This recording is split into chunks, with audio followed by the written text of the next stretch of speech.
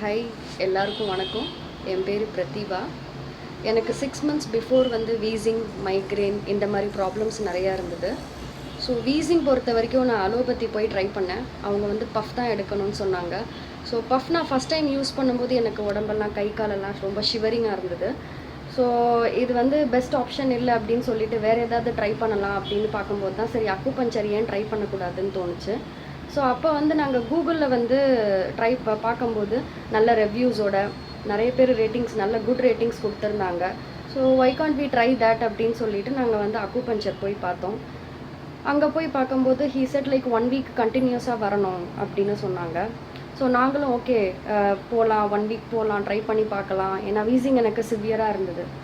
சரி ஓகேன்ட்டு போய் பார்க்கும்போது day by day first day second day அப்படி போகும்போது எனக்கு நல்ல டிஃப்ரென்ஸ் தெரிஞ்சுது.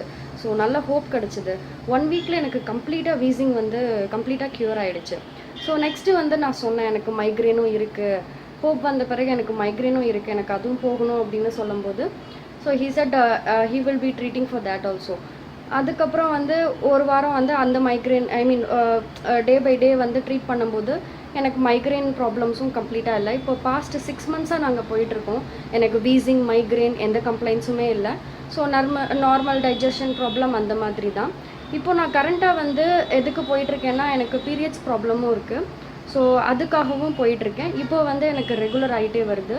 ஸோ எனக்கு நல்ல குட் சொல்யூஷன் கிடச்சிருக்கு. தேங்க்ஸ் ஃபார் அக்குஹீல். தேங்க்யூ.